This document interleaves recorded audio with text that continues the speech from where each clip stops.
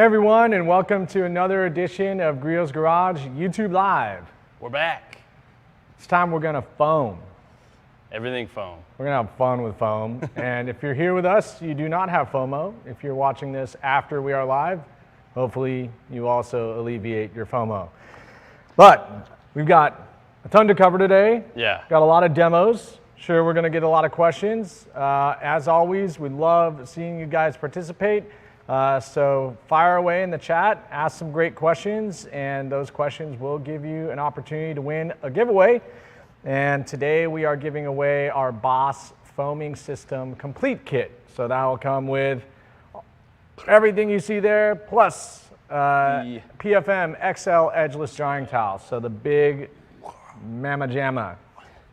So we're gonna give a couple of those away, and then as always, if you did not catch this, you can submit questions in the comment section after this video has been posted. We will address those on our Friday segment, No Questions Left Behind, where there will be an additional giveaway during that as well.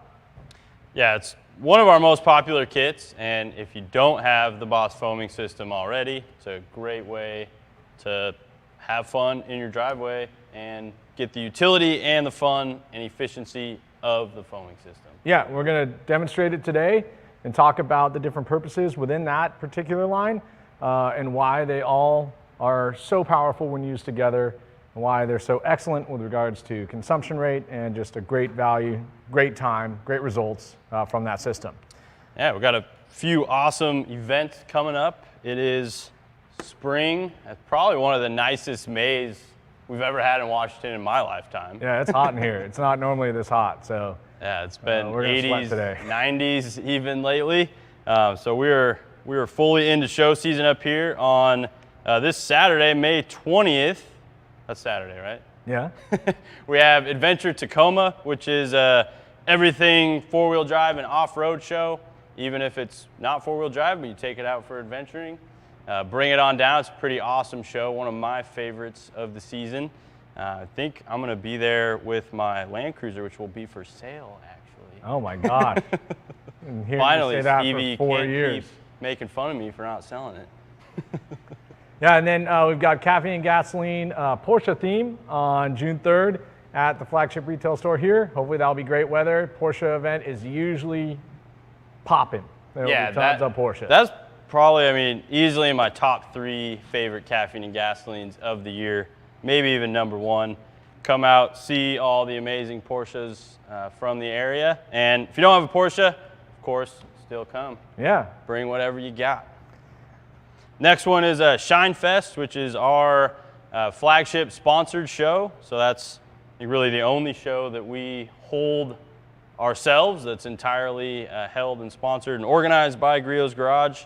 A lot of the other shows we have out on the lawn are local clubs and event groups that put shows on our property. But Shine Fest is June 10th, 10 a.m. to 2 p.m. So that's definitely a good one to put on your calendar, especially if you want to come out and enter your car in a Griot's hosted show. Yeah, there's awards and it's like our most formal show. Yeah, for sure. Yeah, and we do all of the award selection, so it's a fun one to come out. Make sure your paint is clean and polished. I think it's actually popular votes. Oh yeah, I think there's one Griot's choice, and then you're right. The others are popular vote. All right, and then this is really cool for Father's Day. We're gonna have a show here, and it is actually going to be a Power Wheels open invite. Yes. So we're gonna have a course set up for kids and their Power Wheels.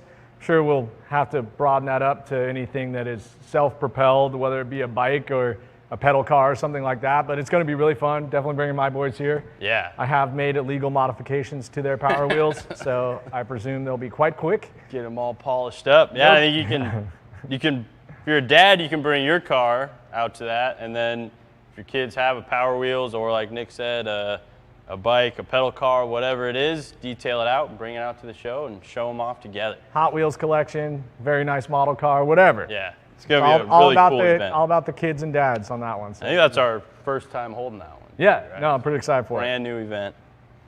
10 a.m. to 2 p.m. for that one, if Nick didn't already say that. And then we have a Porsche Parade, which we're at every year. We're one of the big sponsors of that show. That's June 18th through 24th. I don't think is that at the flagship retail? No, I don't know the exact location, but if you're part of the Porsche Club of America, we will be there. It's a week long, all things Porsche, really fun event. You know, we were just talking about the one we did in French Lick, Indiana. Yeah. Crazy town. Good memories. Saw some still alive roadkill on a late night walk. We stayed at like a weird hotel with a water park in it. Yeah, good times. Cool good times. I think Porsche Parade this year is down in Palm Springs, California. Don't know the exact venue off the top of my head, but sunny California, good time to be down there. Probably be nice. Yeah, that's an awesome show if you're a Porsche guy. I know I worked that one 4 years in a row. Really fun event. See a whole breadth of Porsches, just about every flavor you could imagine. Yeah, at that show. It almost gets boring because you see one of everything. Yeah. But it's a cool show though. All right. And then if this is your first time here, we'd love to see who's here for the first time. We definitely are generous to people who are first-time participants or viewers. So raise your hand in the chat. Let us know if it's your first time here. And if it is your first time here, be sure to subscribe. You can follow us on Instagram and Facebook, where we do all sorts of educational content, lots of fun content as well. And then like the video and hit that notification bell here on YouTube so you don't miss No Questions Left Behind, which is on Friday, and any of our other educational or fun automotive lifestyle content that we put out here. Donnie Hinshaw, I think, might have just found our next foam live poster, foam improvement. That's a good one. We'll have to log that one. Yeah, Creative definitely. Team. Write that one down, guys. Yeah. Okay, so we're going to get started because we've got a lot to cover. Yeah. And first and Tons of foremost, demos. we're gonna try and be demo heavy. We already got a couple requests about using specific products through the foamer just to demonstrate them for you. And I think in doing that, we'll talk about the different types of foam outputs that are created by different tools and different chemicals. But first and foremost, Sam, why do we foam? Number one, I mean, foaming is really fun, so that's a cool part of it. But outside of the fun, safety is really the main reason as to why you use a foam system or a foaming tool on your vehicle. To help break down any contaminants and grit that are on the surface, carry them off of the surface before you take a mitt and are contact washing the car, to really help prevent any wash-induced scratches. So I would say safety is probably the paramount reason why you want to foam, and really, one of the reasons it's worth spending a fair amount of money on nice foaming tools and foaming products so that you wash your car in the safest possible way that you can. Yeah, and we've been talking a lot actually recently when we were both, on a pitch back in Indy about, the concept of, yes, you're adding more steps, but you're saving yourself time in the long run, in particular on finite systems like paint, where, the most damage comes from your washing and drying processes. Absolutely. And if you can mitigate that damage every time you wash, then you're going to have less correction to do at some point in time when you start noticing the effects of all your maybe rushed or improper or abbreviated washing process. Yeah, and then efficiency. As Nick said, you may be adding some steps. You got to set up your pressure washer, things like that. So you could make the argument that it takes more time than a standard hose and bucket wash. But when we talk about efficiency, we're talking about saving time in the long run, like Nick mentioned, as well as saving time on vehicles that may be heavily soiled or extremely dirty. It's a great way to safely clean a really dirty vehicle or a vehicle that's been sitting for a while, or a really safe and effective way to prep a vehicle for a more extensive detail that you're going to be doing afterwards. Yeah, and one of the other things, the concept with foam is there's definitely different types of foams. There's wetter foams, there's thicker, drier foams, and some of that is tool, some of that is the formula you're using or chemical you're using. But ultimately, that step is meant to, as you said, like lift or carry away things that are on the surface first, soften anything that may, be harder before, that, in its natural state would potentially be a scratch point or something that could scratch, versus when it's softened up by either, the water and the soap itself, it becomes less dangerous to abrade the surface by touching it. So yeah, it's fun. It definitely is safer. And I think with some of the chemicals that we're going to show you and the diversity of their uses, it can actually save you time on, like you mentioned, super heavily soiled cars, leaving protection behind. You know, can you do that without spraying, you know, something 100 times as you go around the car? Yes, with some of the products we're going to show you today. So one of the things, so ultimately, there are definitely some schools of thought around, you know, foaming and the type of foam, whether it's clinging or runny. But if you're doing that step, you're in a better position than not, in general. Yeah, and we preach things a little bit differently than a lot of you guys have seen on YouTube or with other detail brands. And one of those things is foaming on a dry surface, which we're going to do a quick demo of. But just to give you a little preface to that, the main reason we recommend that is not only because you're getting maximum utility out of your soap in that you're not diluting it with water that's already on the car if you were to do a pre-rinse, but you're also going to be maximizing the utility again in the fact that you foam on a dry car, let that foam or that soap break down any dirt and contaminant that's on that vehicle and carry it to the ground and loosen it up so that when you go in with your first pressure rinse, you're getting maximum effect from that initial rinse. Because you could do a pre-rinse with no foam on there. You know, that's not necessarily wrong, it's just a different way of doing it.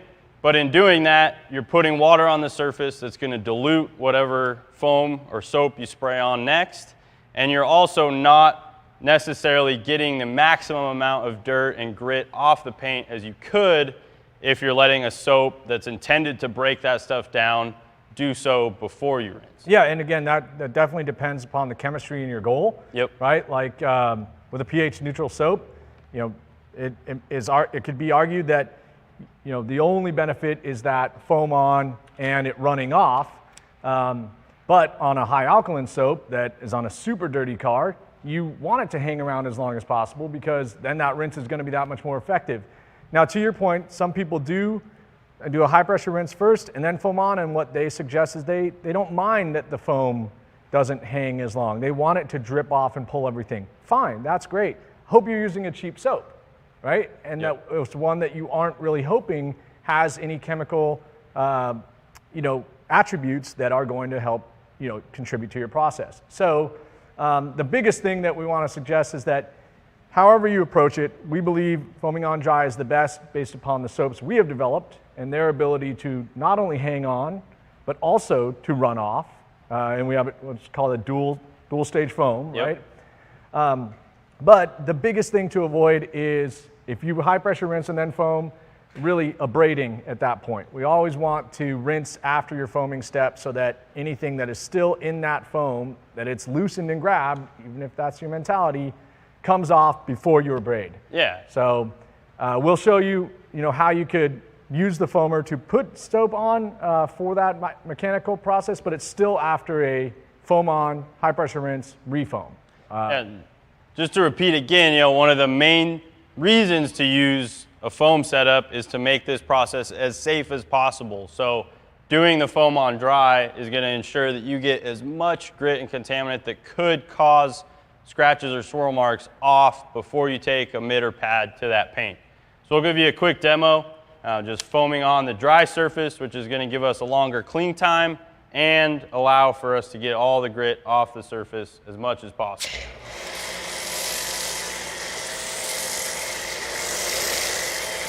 So just for speed, I'm not going to foam the whole truck right now. We got some other foam to show too. Plenty more to show. But you can see I also foamed from the bottom up. The reason for that is so that all of your foam throughout the vertical surface has as long of a time to clean as possible. Now, if we foam from the top down, as soon as you hit the top, your foam's starting to run. So going from the bottom up, as the foam's running down, gravity's working in your favor, you're going to get a little longer dwell time doing it that way. Yeah, and you can see, again, it's hanging on pretty well. We've got a great Canon setup right there. And if that were going on to a wet car, it'd just be slipping off faster. It'd still accomplish some of its goal, just not everything it could. So that's really the hair that we're splitting, and that's, again, we're not going to suggest that if you're washing your car the way you want to and you believe it's as safe as possible, that you're wrong, but there may be a slight improvement to your foam's performance if you do it on a dry car. Yeah. it was probably worth mentioning the setup that we're using right now. This is our Boss foam cannon with foaming surface wash concentrate threaded straight into the cannon. We're using an aqua metering tip, so we're using a little more product with that metering tip to get maximum foam, but this setup allows or prevents from having to dilute your soap with water before you hook it up to your cannon. So the metering system, which is a unique feature of the Boss foam cannon, allows you to just thread your bottle of concentrate straight on or pour your concentrate in your reservoir and get to work straight away. You don't have to do any math or measuring or dumping product all over your counter or spilling it, whatever. You just thread your bottle straight on and go. So it's a really convenient, efficient way to do it, and in the long run is going to save your concentrate quite a bit versus diluting every single time you need to foam the car. Yeah, I think with the, there are 3 tips that come with that. The aqua foam, as you said, it's kind of unregulated. It's just have fun. You're still not going to consume a ton of that particular concentrate. And quite frankly, the consumption ratio, if you were to mix up a different soap in the reservoir, which is included with the Boss foam cannon, you're going to get great consumption ratio. But with the different tips, we have one that is designed for PSI output that is typical of most electrical pressure washers. That's the purple tip, excuse me. And then we have a pink tip that is designed for higher PSI gas pressure washers. So we did see some questions about the benefits of electric versus gas. If you can keep a gas pressure washer running all year round, great. They have high PSI. They've got great utility around the house, patios, and great flow rates or GPM rates. The biggest turn-off or trade-off is sometimes they go bad when they're sitting, right? Either the gas or your plugs. Yeah, they can be a little more finicky. You've got a choke to deal with. The thing's running the whole time. They tend to be a little on the noisier side. I mean, as trends go in the market, I think we've seen most folks that are using a pressure washer for washing their vehicle have moved to an electric unit. A lot of the modern electric versions have comparable specs to gas versions. The unit that we're using right now, it will actually be in our summer handbook and will be for sale on the website about June 12th. But it's a AR Blue Clean 613K.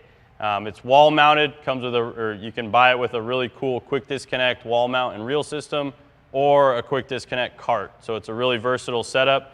And that unit has 1900 PSI max. It's adjustable PSI, so you can moderate the PSI according to the job that you're doing.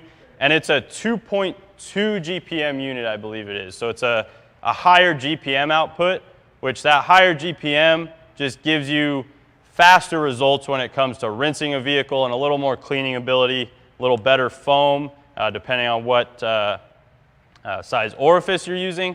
But I know in a lot of testing that we've seen on the internet from other manufacturers, as well as our own testing, that kind of 18 to 2000 PS or 1800 to 2000 PSI and approximately 2 GPM is a really good sweet spot for a pressure washer that you're using primarily for foaming. Yeah, and that's the only other trade-off with a gas pressure washer. You're going to get a lot higher PSI to accompany that flow rate of higher GPM. The only danger is a super high PSI on your paint system just for its own abrasion and blowing fittings off your car. So yeah, I think you nailed it. I typically use our 3000 PSI unit because that's the sweet spot for me in terms of cleaning up my driveway and patio, and knowing that on that much PSI, when I rinse, I'm just using a broader tip, right? Like a 40 degree, as opposed to something like a 25 or a 10 on a much lower PSI output unit. Yeah, and I think 3000 is a good, high end of your PSI for car washing. I wouldn't use like a 4,000 or 5,000 PSI gas unit on a vehicle, because then, like Nick said, if you're run it up against a piece of trim that's held on with adhesive or an emblem, or you might be doing it on an older vehicle that has some compromised areas, whether that be in the paint or trim pieces or parts. Those really high PSIs, when you get above 3,000 and 4,000, you're going to have to be a lot more cautious on a vehicle. Yeah. So we have two other. Nick mentioned the 3,000 PSI unit, which I think is 1.5 GPM. I'm not positive of that one off the top of my head, but I know it's close. And then we have a 2,300 PSI unit that is, I believe, 1.5 GPM there. So both of those, they're all 3 of our pressure washers that we'll offer. We have the 2 right now, and then the new professional unit that will be available this summer that I was talking about first. All 3 of them are electric. So yeah, the 3000 is 1.3 GPM, excuse me, and the 2300 PSI unit is 1.5. So close specs in GPM there. Your real difference is PSI. And like Nick mentioned, if you only want to have one pressure washer and you want to be able to use it for washing your car and, you know, pressure washing your driveway, your patio, your deck, whatever it may be, that 3000 PSI unit provides a little more utility for household work as well. It's just a matter of what you prefer and how you use it. You know, I think I wouldn't recommend having, well, maybe have 2 pressure washers, right? But I think the electric ones, as you said, they're, you know, you can buy some pretty low-end ones, and if that's all you can afford, then you can tune up, you know, your Canon with different orifices and jets and still get good foam. It just may be more challenging to rinse, as you mentioned, because of the GPM output. So you want to rinse that guy off, and we'll talk about the different types of foam and tools. In fact, while you're, after you've rinsed, I'll let you fill up the foamer and I'll show the sprayer. And I think one of my favorite parts of an electric pressure washer, especially our 2300 and then the new Pro 1900 PSI, they feature the AR's TSS system, their total stop system. So the pressure washer pump stops running when you stop spraying the gun. So there's no noise in between. The 3000 PSI does stay running, but it's nice and quiet. I'm going to rinse this from the top down for time's sake.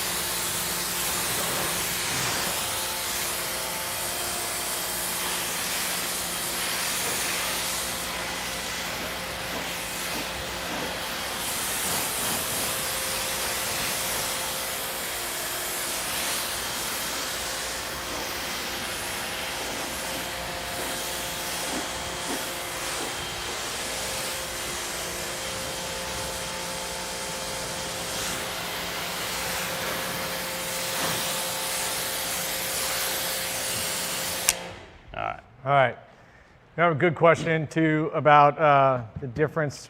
We'll talk about the chemicals in a little bit, but there's a great one right away. And I think part of what is going to guide this answer is the next tool we're going to show you. So, you know, in terms of the type of foam, we talked about this dry foam versus wet foam. And we've got a couple different tools to show you, and some of those qualities will help guide, you know, the application. But Sam just described a setup that isn't everybody's, right? It's an expensive pressure washer. Even I think our 3000 PSI unit is $300 or so, $350. Yeah, I think that one's, I mean, prices have gone up a little bit on those. I think that one's $400 now, and the 2300 is right around $300. Yeah. So. Well, you've got, again, a very nice $800 pressure washer on the wall over here. Our $100 excellent high-end Boss foam Canon. That's a lot of kit. Right? Yep. So we have other products, and in particular the chemicals can be used in any Canon on the market, right? You might not have a very nice one, and so part of that is picking the right soap and hitting dilution ratios. Now, if you don't have a pressure washer and you simply have a garden hose, we do have a tool called the foaming sprayer. Now, as we mentioned, dry versus wet foam.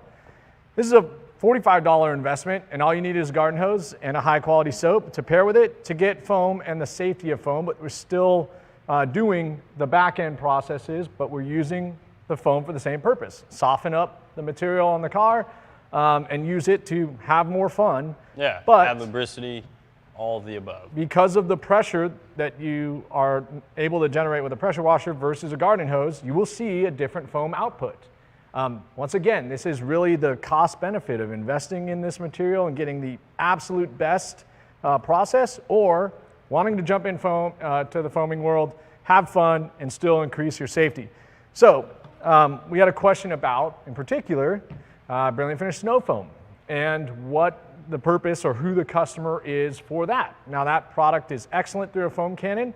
And has non-metering tip guided dilution ratios for non-Griot branded foam cannons, but it's also formulated for users of a foaming sprayer to get as good of foam as possible. Now, I think we've got Brilliant Finish car wash in here, right? Just based upon the color? Yep. That's what it looks like.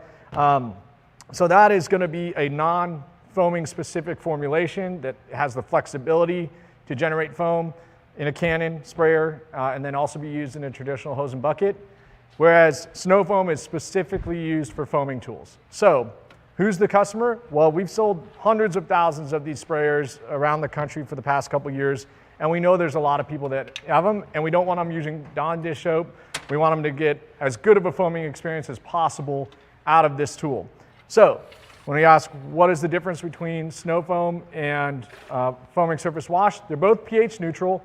One is a very, very concentrated formula that requires or is best used with the metering tip system that we suggested in order to maximize consumption rate or minimize consumption rate of that particular chemical. Whereas brilliant finish snow foam, it is a single ounce to ounce dilution ratio that can be used in the foaming sprayer effectively as well. You wouldn't want to pay for a super expensive soap that is best used in a foam cannon and get that experience out of a foaming sprayer. Yeah. Yeah, so this is the Brilliant Finish Snow Foam that Nick's talking about, developed specifically for both of the foaming tools, and you can use it at a couple different dilution ratios. I think this one's 4 ounces to the reservoir for your standard Canon as well as the foaming sprayer. Yeah, that's maximum foam, right? Yep, you can definitely get great foam out of 2 ounces as well. Yep. Somebody also asked, does that have utility in a bucket system? It does not. I've used it in a bucket before. It just doesn't have the thickness to provide lubricity at that high of a dilution rate. So it's not great in a bucket, but as we mentioned, if with the consumption rate of our Canons, you could do that process, which we just showed you, and then refoam the car with the remainder product in your reservoir and use that as your washing soap. So that'd be a way to skip the bucket altogether. Yeah, and it's a lower viscosity soap to make it easier to dilute it into a foam cannon, especially if you don't have a wide mouth reservoir, as well as make it easier for the foam cannon to extract it out of the reservoir, get it through the system. Which is not typical of the higher viscosity soaps that dilute better in a bucket. Yep. Right. So still very concentrated though. Thickness does not always mean concentration. That's something that we really learned with the development of the Boss foaming system. These are also lower viscosity, but these are our highest concentrated soaps that we offer. Yep. So. And great smell and pH neutral. pH neutral is going to be important as we talk about these other soaps. And foaming surface wash is the other pH neutral. Those are maintenance washes, right? pH neutrality contributes to not cutting off your top layer of surface protection, so they're great for routine washes. Yeah, preserve your wax, sealant, or coating.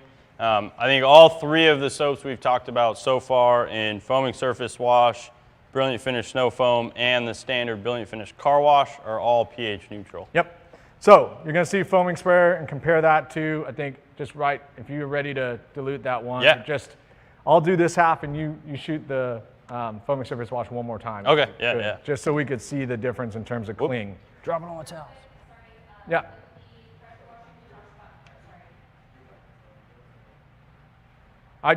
We can hear you, Stevie. I was just going to mention how you want to pre-rinse before you use the foaming sprayer.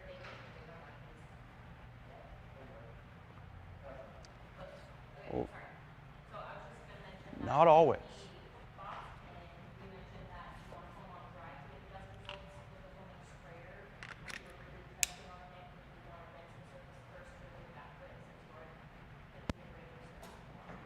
You can still do a pre-rinse with the foaming sprayer though. So Stevie was mentioning. So, I mean, again, we had preference of approach, but how we coach versus how people use it, it's definitely up to that user. Yeah, I think we always pre-rinse, so we preach that a lot. But like Stevie mentioned, if you're using a foaming sprayer and pre-soak, we all pre-soak, pre-rinse, pre-soak. If you're using a foaming sprayer and you're used to doing a pre-rinse, you may still want to do that unless you want to use that foaming sprayer twice over the vehicle. Good point. All right, so we're going to show you just the kind of wet nature of this foam. This isn't cooked. A Brilliant Finish Car Wash is 4 ounces per reservoir, which is the same as the Brilliant Finish Snow Foam. Again, that being a more flexible soap, you're not going to get as good a foam out of the foaming sprayer as you would with Brilliant Finish Snow Foam. However, that wet foam compared to a pressure washer foam. Yeah. So we'll hit it with the pressure washer.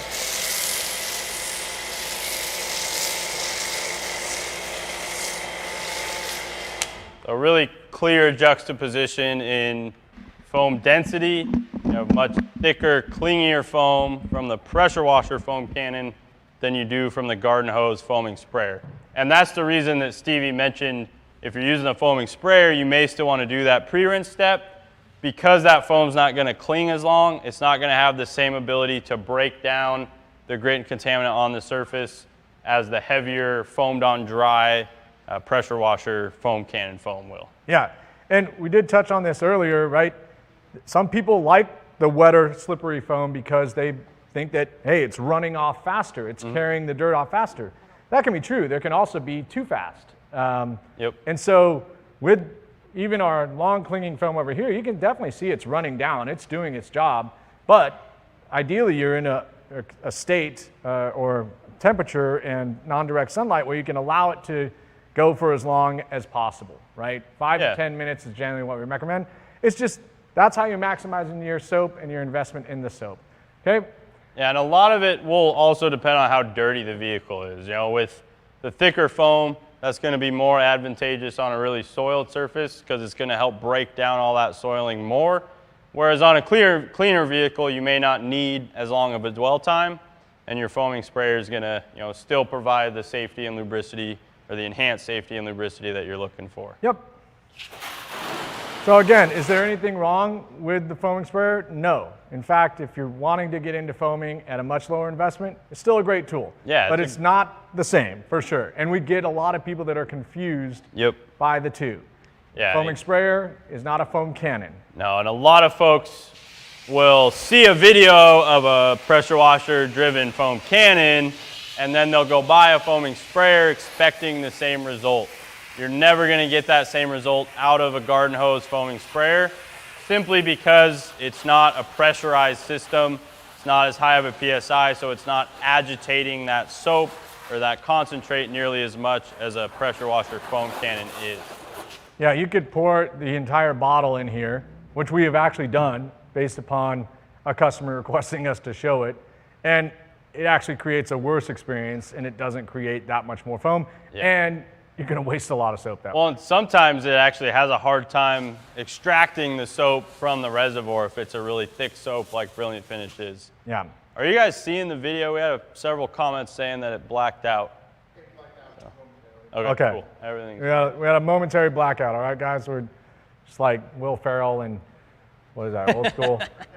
We're just answering these questions, this dissertation, and yeah. Hey, you know what I forgot to mention? I really apologize. We should have done this at the start. I even highlighted this.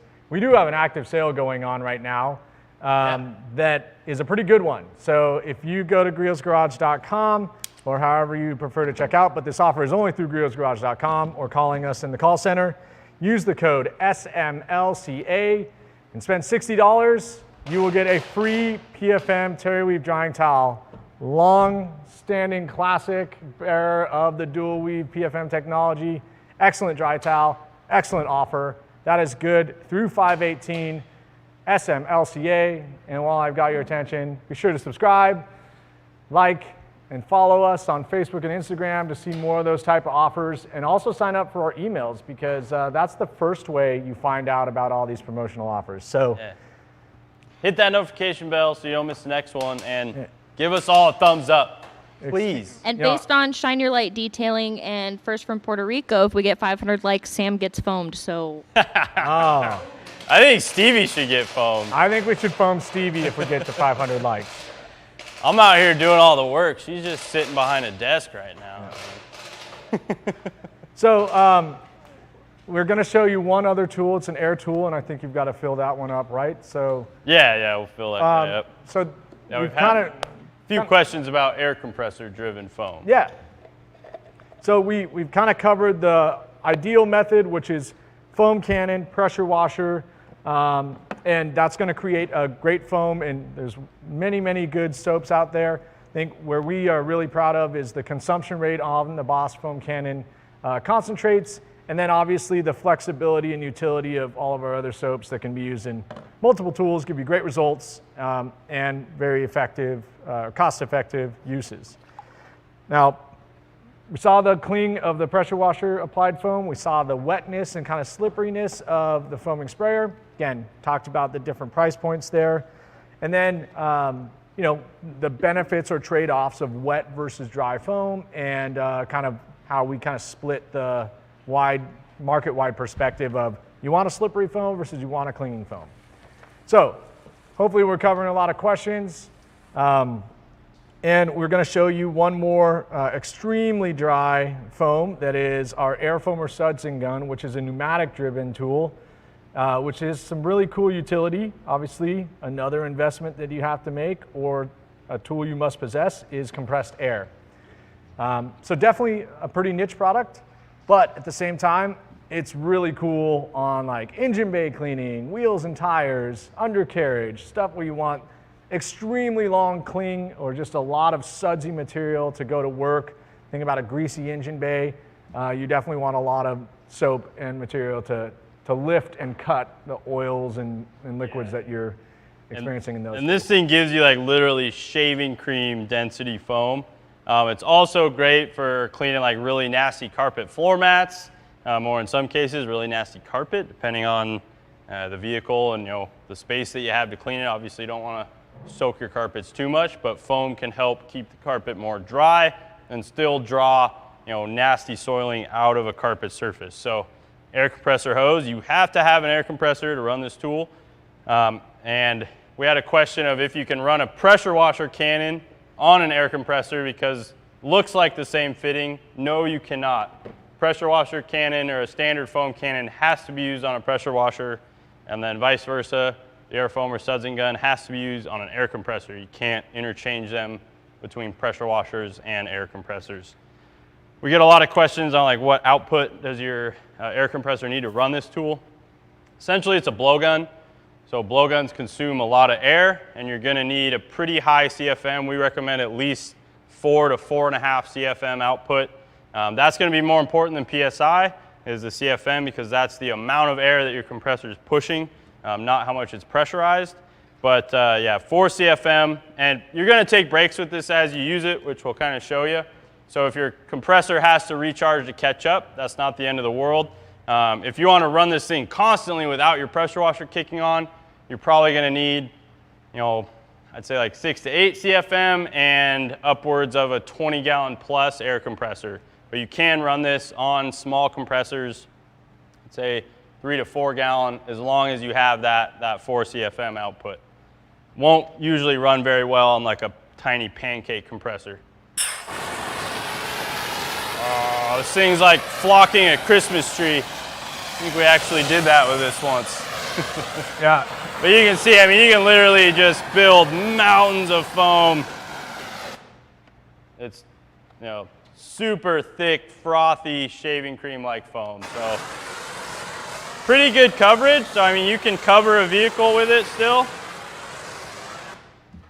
You're probably not going to want to sit there like I was and build a mountain of it because you're going to run out of soap relatively fast if you do that. But you can easily cover a vehicle, with this kind of process, working your way around, and then, either pressure rinse that off or take your mitt to it. Yeah, now this is going to be so dry that if you don't stack it like you did, it's not going to run very well. Not at all. So in fact, that's where we kind of suggest it for those more niche jobs. We had a couple people ask about wheel wells and wheels and tires. Are there products that can be used through a foam cannon that can be applied to wheel wells and wheels and tires? In almost any case, when I'm foaming the entire car, I'm foaming my wheels as part of it, and if I'm using, in particular, foaming surface prep, which is alkaline cleaner on a heavily soiled car, I'm going to apply that via foam cannon to my wheel wells. That's like my favorite product for that. Or as another user chimed in, a good all-purpose cleaner is a great thing to use for wheel wells. I don't think that we have developed or suggest a dilution ratio to be used through a foam cannon. But again, I would say if you're looking to use a foam cannon, foaming surface prep, is the best for wheel wells. And then foaming surface prep will also do really well on tires because of its alkalinity. It'll brown them up really nicely. If you're applying it to your wheel facings, just make sure it doesn't dry. Like any other wheel and tire cleaner combination that's usually an alkaline cleaner. Great for tires. You just have to work the wheels quickly so you don't let it dry up and potentially cause any damage to your wheel surface, your wheel finishes. Another option could be iron and fallout remover, especially if you have a lot of brake dust and if you live in an industrious area or near a railway. That could help remove embedded iron contaminants from your paint as well as that's a brake great dust one. from your wheels. Iron and fallout remover. Somebody said brake dust in particular, the sodium thioglycolate in that formula breaks down brake dust very well. It's not going to cut tires very well, but it'll definitely hit your wheel surface really well. And if you're doing a full chemical decontamination on the rest of the car as part of a preparation for paint correction, you can drive iron and fallout remover through a foam cannon. Yeah, so that's what I was going to mention. If you are using iron and fallout remover through a foam cannon, you do want to keep in mind that the water that's being flushed through the cannon is going to slightly dilute your iron and fallout remover, so it's not going to be quite as concentrated. So depending on how contaminated the vehicle is, you may need to hit it again or use the full concentrate on the more contaminated areas like the rear of the vehicle and the rocker panels. And always make sure if you're using the Boss cannon with iron and fallout remover, you want to remove your metering tip. This is not a concentrate, it's a ready-to-use product. So if you have your metering tip in there, it's going to be essentially diluting it further and preventing it from being as effective. So make sure if you're using the Boss foaming system with a metering tip like we have right now, if I were to pull the Boss cannon out of this bottle, I would need to remove the metering tip before I put it in my iron and fallout remover. I'll go ahead and do a quick demo for you guys. We'll throw it in the Brilliant Finish cannon, which does not have a metering tip. Another cool feature of the Brilliant Finish is it also has the same dual thread, so you can thread the bottleneck straight onto your cannon. Even though these wheels were pretty clean, the car came out of storage. It was quite dusty, or this truck, I should say, but it's definitely put away clean, so you might see some reaction on the wheels, but... Yeah, we'll check it out. Yeah. Let's do the front wheels since they're usually the dirtiest. But it does foam very nicely, as you can see. Whether you're using it in the Brilliant Finish or the Boss cannon, you're going to get a really nice foam out of iron and fallout remover. And as that product dwells, like Nick said, these wheels weren't extremely dirty because this car was put away clean. But you're going to see that foam change to that pinkish purple color as it reacts with the ferrous metal particles in the brake dust, whether it be on a wheel or embedded ferrous metal in your paint system, most commonly found on the rear of a vehicle around emblems and nooks and crannies and those types of surfaces. Or like Stevie mentioned, if you live in a industrious area or close to railway, or you drive your vehicle on the highway a lot, where brake dust is coming off other cars and settling on the road and blowing up and getting all over the place, you'll tend to see more of that contaminant on your paint system.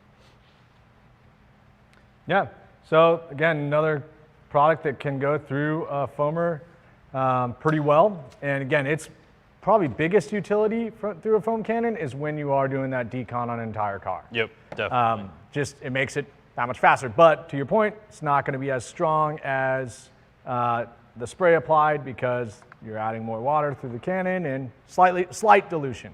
A lot of times, sorry to cut you off. Yeah, you're good. A lot of times what I like to do, if I'm doing an entire car and I'm going to foam it with iron and fallout remover, I'll hit like the rear of the vehicle and maybe the rocker panels with the spray bottle first at full concentrate, and then I'll hook it up to my cannon, do the whole car while those usually more contaminated areas are dwelling. Just cover the whole car in foam, then you get that extra dwell time and the utility on the paint as well. Yeah, so we're just only seeing the bleed really on the brake hat, on the rotors. So I think this car, again, was washed and drove about 2 miles before it was stored in a dusty old warehouse for a couple months. And so not getting a ton of action there, but if you were driving a BMW for a week and used iron fallout on that wheel, it'd be pretty impressive.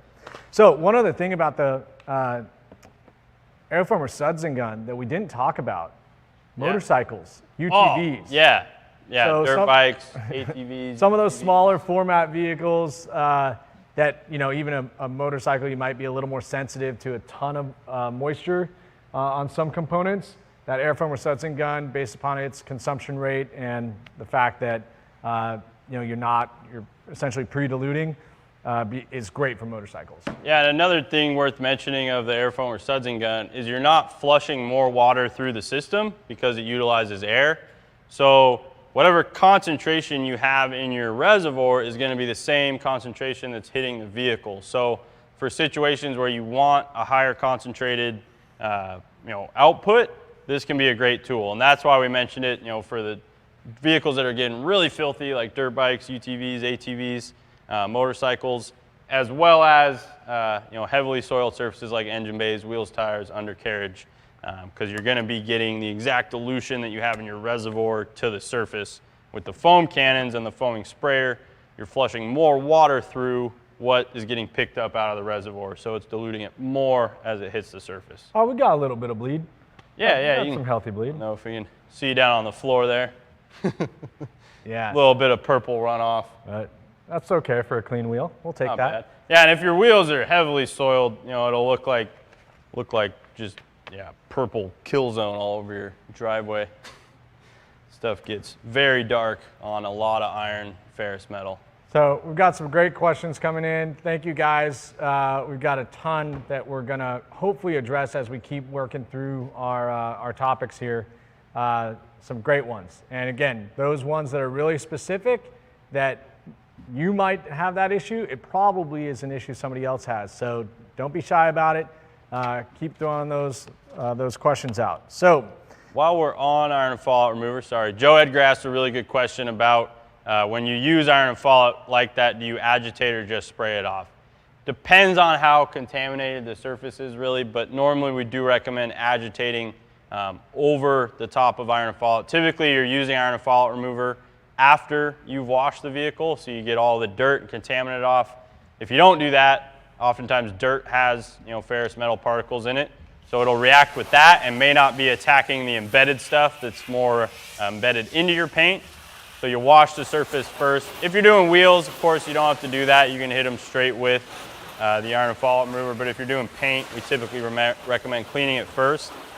Hit it with the iron and fallout remover, and then if it's moderately to heavily contaminated, which you'll see in the bleed, if you're getting a ton of bleed, normally that means you want to come in and agitate with a wash tool. You can even use our ErgoWave foam scrubber. That's paint safe when it's wet on heavily contaminated stuff. I use that a lot on the rear end of vehicles, especially daily driven SUVs and hatchbacks. They get a ton of blowback onto the rear where that ferrous metal tends to settle and take hold. So using that there and agitating will help you get a more effective result so that you don't have to clay as much of that off when you move to mechanical decon. I think almost always on the paint, depending upon the condition of your paint and you're feeling it, and agitating is a great step, with a soft sponge or ErgoWave foam scrubber. On well-maintained wheels that are, say, ceramic coated or have a couple layers of ceramic 3-in-1 wax, I found that iron and fallout remover, when allowed to dwell, and then a high pressure rinse using a pressure washer is almost a touch-free solution. You might have to do some touch-ups of dirt smudges, or really tough little seams where it's just like, the iron and fallout worked, but it worked on the top layer of the tar booger that you had in the corner of your wheel. So that is one way that it can be used touchless. Now, we've also talked about a well-maintained and well-protected car that's washed every week with the foaming process that we've talked through may not need to be touched. Yep. It's a great benefit. We're going to show you a couple processes that we recommend. In fact, one that if we don't talk about it, Jeff Brown is going to strangle us. But some great, really safe routine maintenance washes. We did get one request too, so when we've got a break or we've got to get one more Canon diluted with ceramic washing coat. Oh, yes. We had a couple people ask about that. So let's talk about, we've talked a lot about Canons. Do we want to talk about, we've had some questions about just troubleshooting Should we jump into that? Yeah, yeah, definitely. Let me Okay. swap out carts here real I think quick. this is a really important thing because when we were kind of joking in the FOMO promo, you know, there's a lot of great advertisements that, you know, show a really heavy foam that is, you know, most likely cooked and a lot more product than you need to. But, you know, if you are seeking that result and you can't get it, there may be a couple reasons that aren't necessarily related to misleading advertising, giving you a false expectation. It could be something within your system, and we'll talk about those specific pieces. In fact, we've had a couple people ask about maintenance and you know, troubleshooting your Canon in particular. I got it, it worked this well. Now it's not working. What's going on? So Sam's going to show you some actual maintenance of a Canon, because it is not a use it once or use it a million times and expect the same results every time. It can be prolonged with proper care, which we'll speak about. But one of the biggest things, and this applies in many different industries, I was just talking to Matt yesterday about the quality of pizza dough we ate yesterday at lunch, is water. So water is a huge element as it relates to your potential to generate foam. So a lot of America lives in areas where water is drawn from wells, or your city may just be a little more grimy, or your water source may come from further away, and that will contribute to hardness or mineral content that is born within that water. The measure for that is actually called TDS, total dissolved solids. And so a high TDS, one is going to give you some stinky, not great to drink tap water. We were just complaining about the tap water in Indiana last week because we're spoiled rotten out here. That water was 450 TDS measured at the spigot. So 450 TDS, it may not mean something to you in terms of a number, but we're going to tell you that's pretty high, right? So you've got a lot of solids based upon that number. Now, we've got some tap water here, right, from our tap. And this is our TDS meter that we offer on our website. I believe it's $19.99. Low cost. You should have one of these for your drinking water, for many other purposes, right? So, but this is a great way for specifically foaming to understand, you know, if your water is impacting you. Yeah, so really easy to measure your TDS. If you don't want to wait for our TDS meter, you can buy strips at your hardware store as well, but those aren't going to be as reliable. They're going to give you more of a range. A good quality TDS meter like this one will give you an exact reading. Like Nick said, we have some water here in the reservoir straight from our tap. So we'll go ahead and dunk the meter in that. You want to leave it submerged for about 10 seconds to get a good reading there. And we'll pull it out. Oh.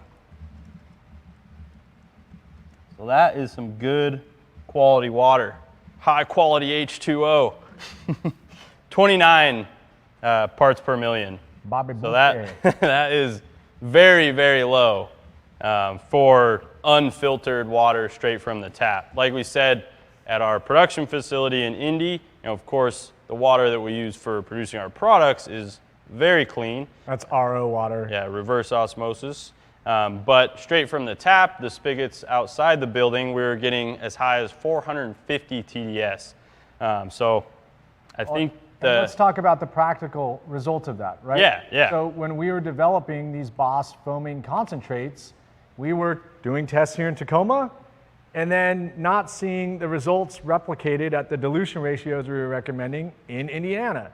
And, you know, us as professionals developing a foaming system, took a while. I mean, it wasn't a while, but we eventually honed in on the fact that, okay, like this was water quality. So that is really important in terms for foam output.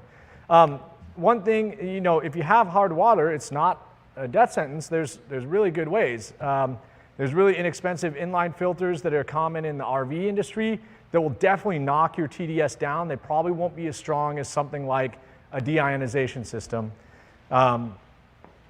We do sell a pretty high quality one, and in fact, when we were in Indy last week, we had to do some maintenance on it because our chemist had been using the water, and, you know, bless her heart, She keeps her cars really clean, does a lot of testing to kind of validate what we're seeing, but she had to replace the resin. So when we got there and started foaming, we were getting flat, watery foam out of products that we expect to be fluffy, dry, and clingy. Yeah, high TDS will absolutely kill your foam. So it's one of the first things to check if you're having difficulty with a foam cannon or a foaming setup. On the back of that too, not only will it kill your foam, so you've invested all this money in a pressure washer, a foam cannon, you can't get the foam that you saw on Instagram or Facebook, and you're pissed at us.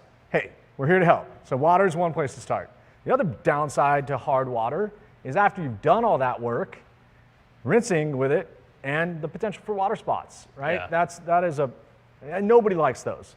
I mean, water as high as what we have in Indy with the 450 TDS, I mean, the second that dries on your paint, it's going to spot. And the longer that spot sits, the deeper it's going to etch into your clear coat, eventually resulting in the need to polish that water spot out. I would say, in hot sun with TDS that high, it's probably only going to take an hour or two until you have a water spot that you will have to polish or use paint correction to remove from the paint. Yeah. Can be even worse on glass. So we've got a couple people that are, so we talked about water. All right, water, not only do we have those, but it could also, you've got really hard water, it can degrade your foam cannon. Yep. Right? Those same minerals that are causing water spots on your paint are going to attach to a small part in the cannon that we'll show you and scale and clog it up. So we've had a couple people say, once we're done using the foam cannon, I rinse hot water through it. That's great maintenance. Again, presuming you've got good clean water that you're rinsing it with. Yeah. Otherwise, If you don't have good clean water, it's one good reason to buy a high quality foam cannon like the Boss foam cannon or the Brilliant Finish cannon because of the corrosion resistance built into these cannons. The Boss is entirely stainless steel, so even if you have harder water, it's going to be much more resistant to corroding. And then the Brilliant Finish is an electroplated aluminum, which will also be resistant, although slightly less than the Boss cannon, still much more resistant than your standard Amazon foam cannons or a brass cannon that's going to get all green and chalky and corroded with a really high TDS. Yeah, and what you'll show is the support that we have in terms of rebuild kits for those maintenance things. Now, proper maintenance every time you use it can definitely contribute to life, but over time, some things that are wear items like O-rings and or these mesh pills do clog up and warrant replacement. So while you're getting staged up with Tony here, I'm going to answer this one question from Corey G. He says, what is an acceptable TDS reading? Acceptable, that is truly, I'd say, dealer's choice. The lower, the better. As we mentioned, we put reverse osmosis water into all the chemicals that we make, so that is a 0 TDS. Our water here in Tacoma is 29. You saw the foam it can create, right? We don't need to drive down to RO water. That'd be a really expensive system to invest in for us just washing cars. But I can tell you at 29 TDS, we rinse this car, we're not worried about water spotting, right? That's not a high enough mineral content. Now, no, especially in a cool garage where we don't have the sun beating down on us. Yeah, so say the lower the better. If you, again, invest in a lower cost inline filter and you knock your TDS down by half, you're going to get better performance, but it may not be worth it to you to go all the way to a deionized system. I will say, do you recall our reading after we swapped the resin? 2. So we got it from 450 parts TDS in our Indianapolis facilities tap water, right, the hose bib that's in our wash bay, down to 2 TDS using a deionization system. So this is an investment, and eventually the resin that makes it work does need to be swapped. Luckily, that's a lot less expensive than the entire investment, and you can essentially eliminate the TDS with a fresh bag of resin.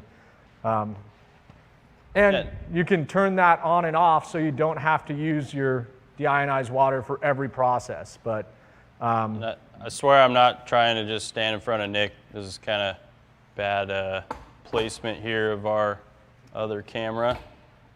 But we're going to show you guys up close how to disassemble a Canon, which we'll do now. But long story short, buy a TDS meter. I think we had a couple guys ask what is an acceptable TDS reading, and I think anything under 60 to 70 is going to be acceptable. Of course, any TDS in your water could leave water spots. The higher TDS, the harder the water spots, the deeper they're going to edge, the faster they're going to edge. So, And we're talking about foaming. It'll kill your foam. lower is better. Yeah. Yeah, I'd say you'll maintain pretty good foam up to probably like 100 TDS. Anything above that is really going to annihilate your foam output. Especially if you're spending money on expensive soap. Yeah, and expensive Canons, That's, pressure water. as my dad said, and he needed your lesson that you're about to give him on pressure washer maintenance. He was not having fun in his garage. When So pressure washer and Canon maintenance. All right, stay on this view.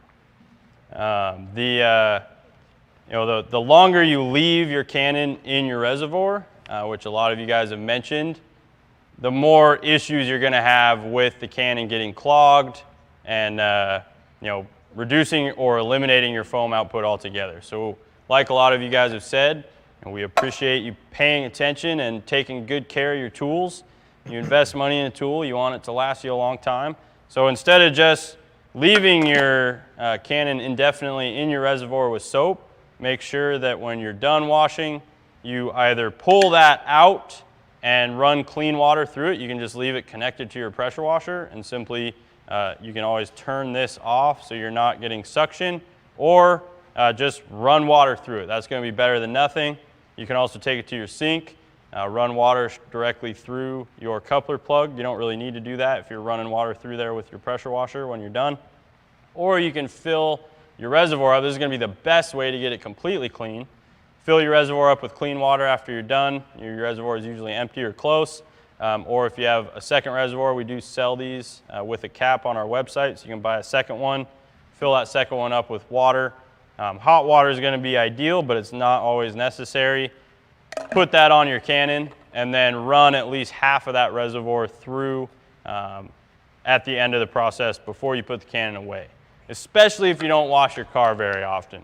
I would say, if you're washing your car on a weekly or bi-weekly basis, you're probably not going to get yourself in too much trouble if you leave it in there on accident in between, but you don't want to do that for a long time.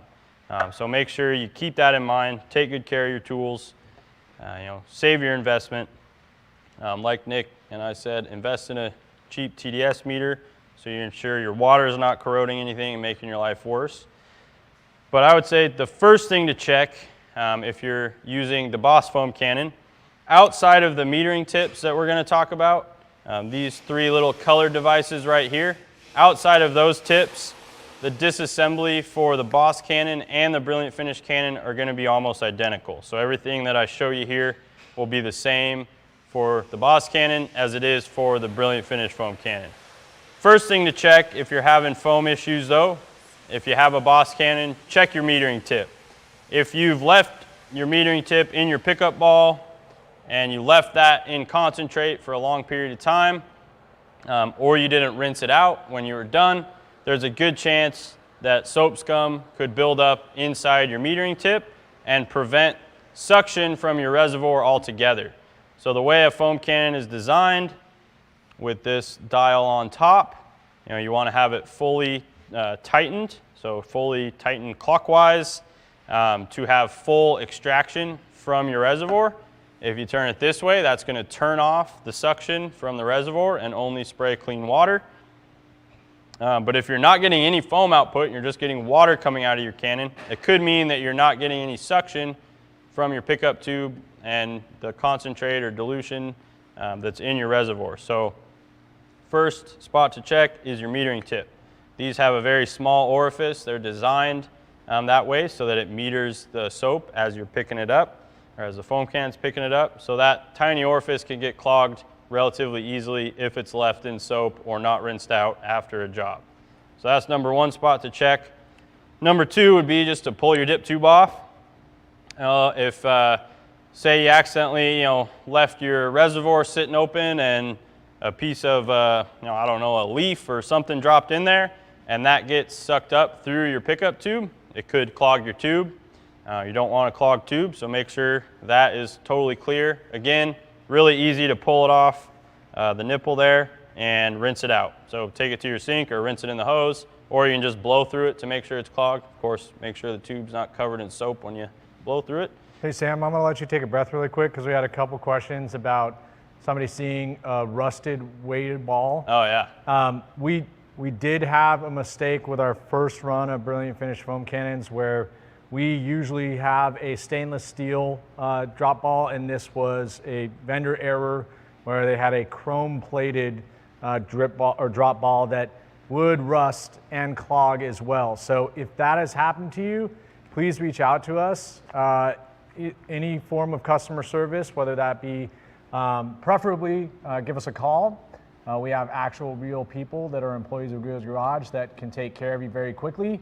Or you can email us, customer service at Griot's Garage, or contact us through one of the social apps, and we will simply just send you the correct stainless steel ball. But that had been a early production. Granted, since we've moved through and sold plenty of those cannons in the interim, that has been resolved. But if that has happened to you, please call us and let us know. We'll take care of you.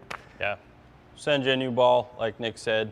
Don't want that to rust, or it could, put rust into your reservoir and cause other problems there, suck it up through the cannon and whatnot. We had a comment earlier too. A couple of you, I think, have stated that you're having problems with the metering tip gasket falling out.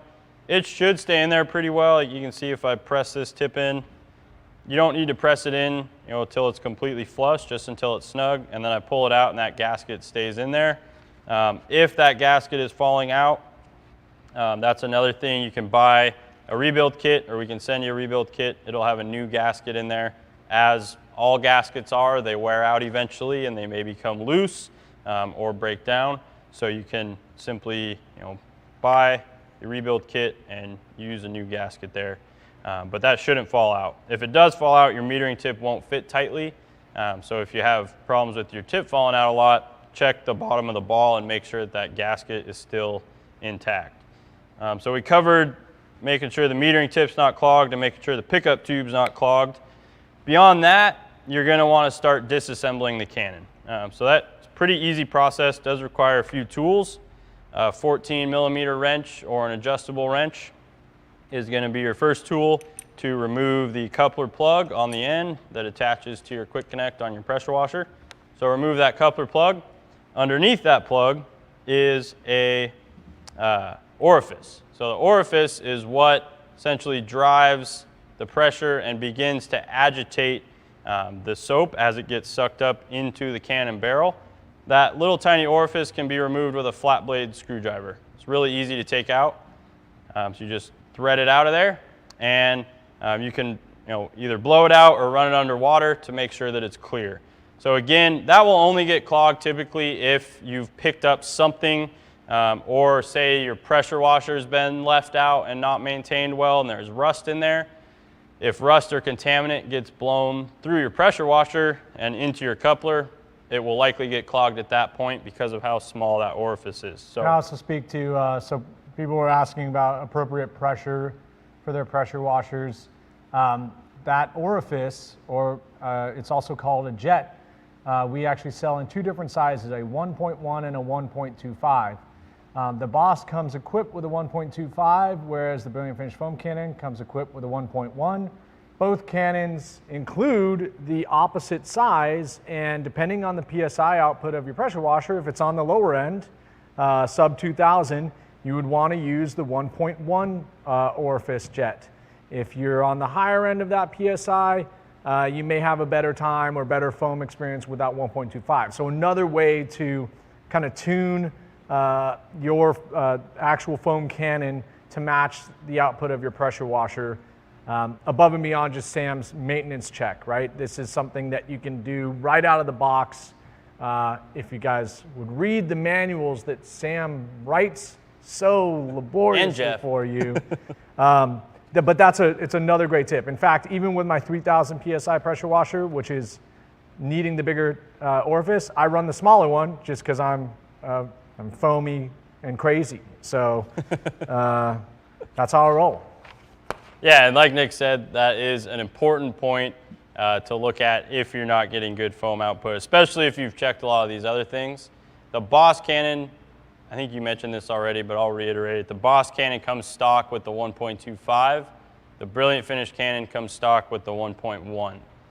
So we do include the opposite size in the package if you need to modify that depending on what pressure washer setup you're running.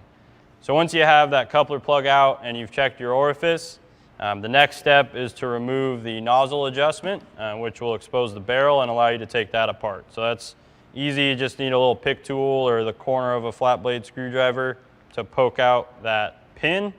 So that pin, stainless steel pin, is what holds your nozzle adjuster on there. So pull that pin out. The rebuild kit does include a new one if you've lost your pin or somehow it's become corroded from dropping it or something like that. So once that pin is out, you can slide your nozzle adjuster straight off. Set that to the side, and then you have your stainless barrel exposed.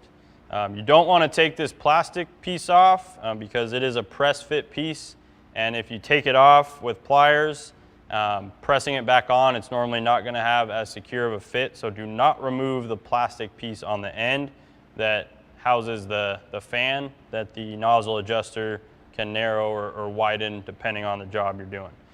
So to take this barrel apart, the barrel halves, so you have one half down here and the second half here. You can see the seam right there in the middle. The barrel halves are attached via Loctite so that when you're adjusting your nozzle, you don't turn the end of the barrel there. So this can take a little bit of force to get apart. So 24-inch wrench for the base of that there. I'm going to go ahead and remove the top. I think that's millimeters. Don't disrespect. Sorry, yeah, millimeters. What am I saying? Thank you, Nick. 24-inch. You got. I'm writing the bill to send to Congress to change to the metric system. 2-foot wrench. So yeah, you guys man. can count on me. We're pretty whack with the standard system, but we won't get. It'll get passed in 19 horse hand years. So remove that top knob. It's just a Phillips screwdriver to remove that. Makes it easier to get your wrench onto the base there. 24-millimeter wrench there. Thank you, Nick. And then a 22 for the opposite end of the barrel. You can obviously use an adjustable wrench. I do not recommend using pliers for this process or you will mar the hell out of your Canon barrel. That is not covered by our warranty. If you send back your Canon, your barrel's all marred up because you were a bonehead and used pliers to try and disassemble it, we might tell you you're buying yourself a new Canon. Very rarely do we do that. Very, very rarely. Unless you're a repeat offender. One time we'll probably give you a break. So thread that guy off. You can see that took a little bit of force because of the Loctite glue there. And then you have your barrel halves separated. So I've got my front half, which has the mesh pill in it, and my back half, which features our patented rifling system.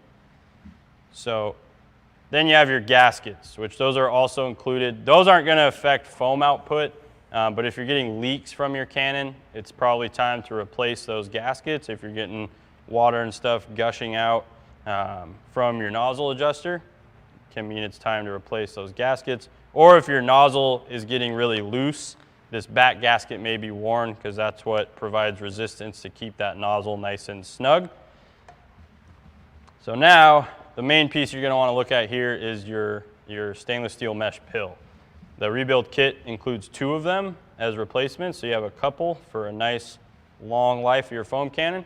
If you've left soap in your Canon or you don't flush it out, this is the piece that you're going to get into trouble with. So you have to take the Canon all the way apart to access that. I'll use a pick tool to press that out from the end of the barrel. So pop that guy out. Should look nice and clean like this one does. If it's corroded or full of soap scum, that means you haven't properly maintained your Canon, and that's where the rebuild kit comes in. So this Pliable too, right? I mean, a little squish to it? Not really. These are really tight. If they've like blown out, or if you sit here and pry it out from this end, I always recommend pushing it out from the front end of the barrel. If you're sitting there prying it out, you'll probably pull it apart. Like, I don't have pliers here. Oh, there, I can kind of do it with my hands. So you can see, this is This is just a stainless steel mesh that is compressed into a cylinder. So I can pull it apart, and that will mess up your foam as well. You want this nice and tight and compact.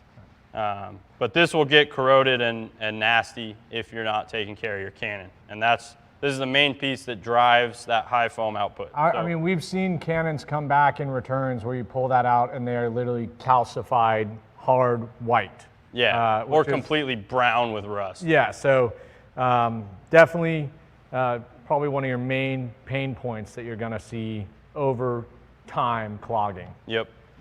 So I don't want to put this mesh pill that I just pulled apart back in there. So I'm going to take one of the new ones from the rebuild kit, drop that in, and just press it into place with your finger.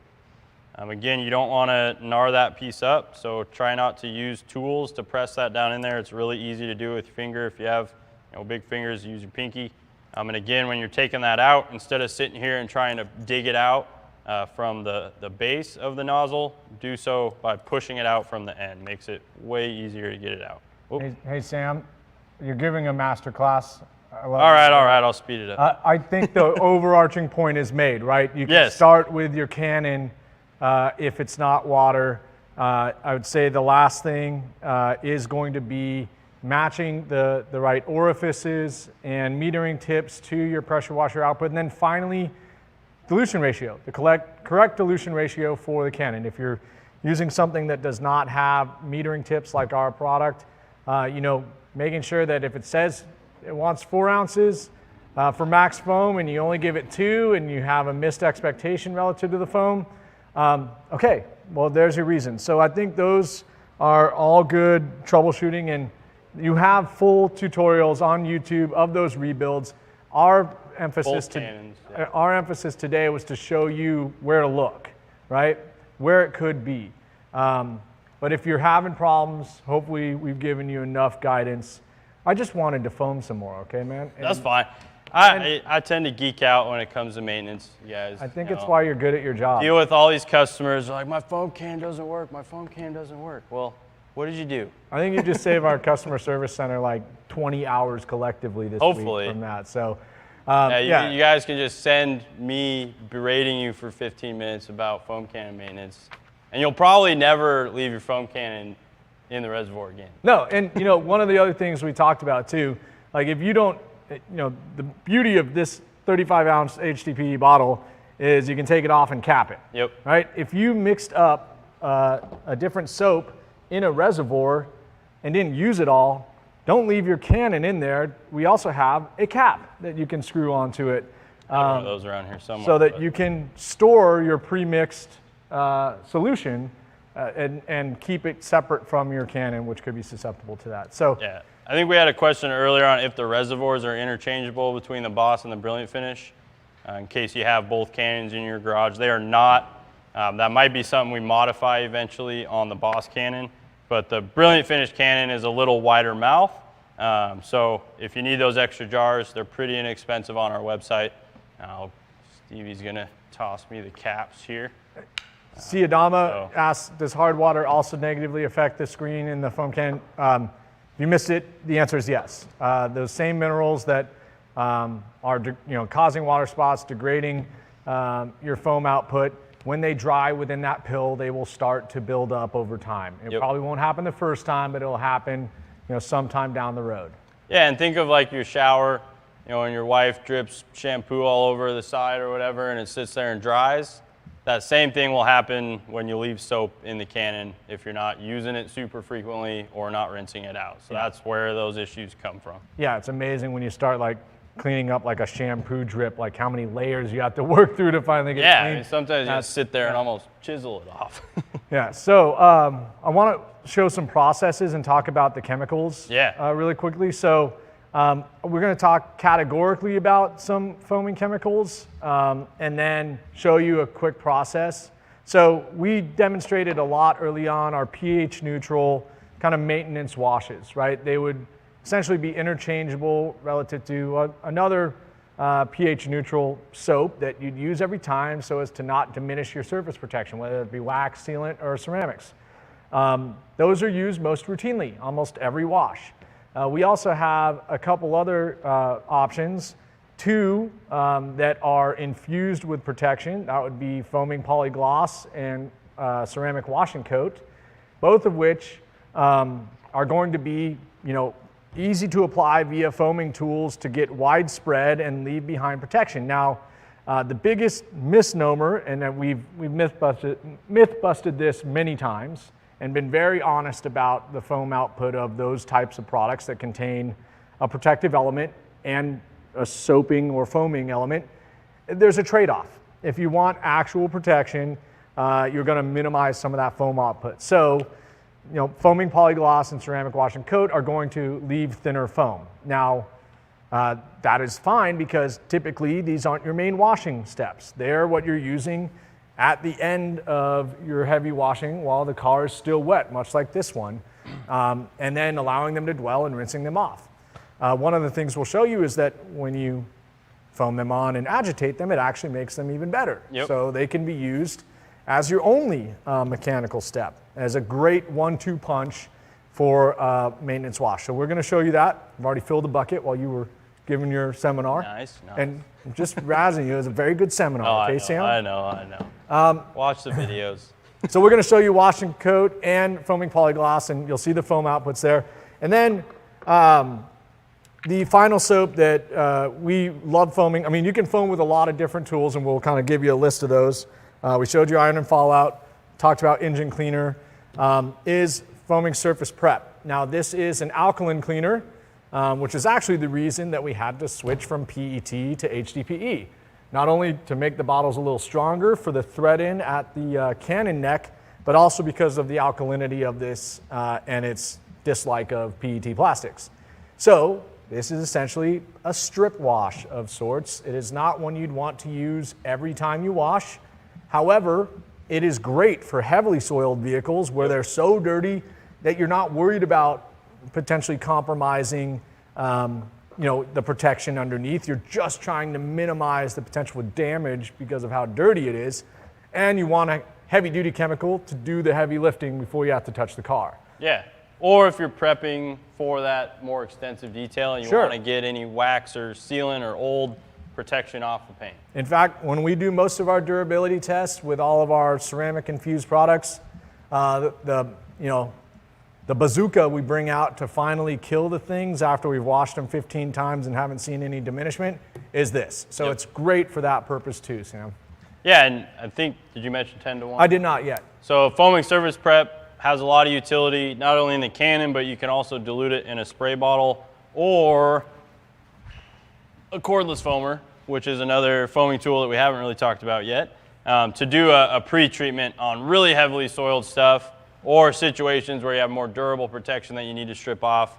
The 10-to-1 dilution of this, we had a few of you guys asking about like what's best for engines or wheel wells and undercarriage. This is one great option. We also have our engine cleaner, which is a little bit lower pH than this. It's a little bit safer if you have delicate surfaces in your engine bay, but this one's going to cut grease really well. Our APC is another product that would be a good functional use in a wheel well, undercarriage, or engine bay. Yeah, and just to be sure, foaming surface or foaming polygloss will create foam. It's Yes. just not going to be as dense as the foaming surface prep and foaming surface wash or brilliant finish snow foam. Yep. It'll be comparable in terms of its like weight or thickness as say maybe our brilliant finish car wash. Yeah. Diluted that way. Maybe So, slightly less. but it's enough yeah. foam to see where you've covered, and definitely enough foam and cling that you can work your way around and wash the car. In terms of the foam level created with foaming surface prep versus foaming surface wash, it's pretty close.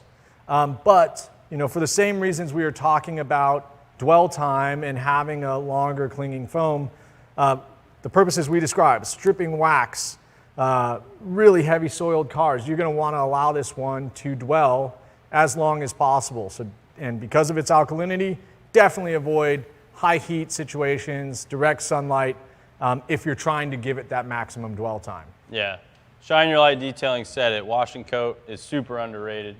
Probably, one of my favorite products. Should we demo? We're pretty damn proud of that. Why don't we, so if you guys can endorse the fact that we essentially already did a foaming step on this. So the process we're going to describe or show you is one that I think Jeff is really loves because of its time saving and the fact that he washes his cars every week. It's a great maintenance and just tops up your protection. But so we did our first pre-soak with foaming surface wash. So say you're out in your driveway, your car's dirty, you put foaming surface wash on first, pre-soak it on dry, allow it to dwell, do your initial pressure rinse. At that point, you know, even if the vehicle is on the dirty side, you're going to have very little grit or contaminant left on the surface. I'm gonna get it wet to represent the fact that You've just done that step. Just done that rinse. Yep.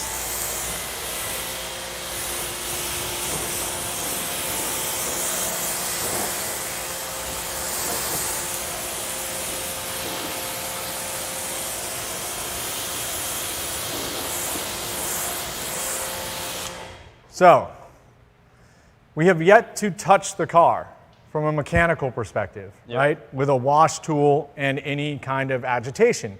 This is where the beauty of this process really comes into play. Now, if you can get a zoom in here, we can kind of see that the water on the side of the car, above the belt line, there's some good sheeting. Down below it, it's definitely hanging on and clinging a lot more. So I'm not certain of the status of the protection on this car, but knowing that it's Richard's car is probably okay. Yeah, it looks like it has something on there that's starting to wear off. Yeah. So with this is typical, right? You go drive on a pretty flat water on a dirty freeway, and even if you've got good wax, really below the belt line gets attacked first. So we're assuming we've softened up what's on the paint with our foaming wash and high pressure rinse, and knowing that this vehicle wasn't extremely contaminated, and we're suggesting this is a routine maintenance wash, so one that's done every 1 to 2 weeks on a not heavily soiled car. We're going to go straight to foaming polygloss. Thread and foaming polygloss on the bottle. Same metering tip. No, you don't have to rinse the Canon if you're going from one concentrate to the next. Typically, just let it drip out for a few seconds and you'll get all that out of the pickup tube. So now we've got foaming polygloss. So like Nick just said, we did our foam on dry with surface wash, let it pre-soak, break everything down, did our pressure rinse that he just simulated there. Now we're going to go into foaming polygloss.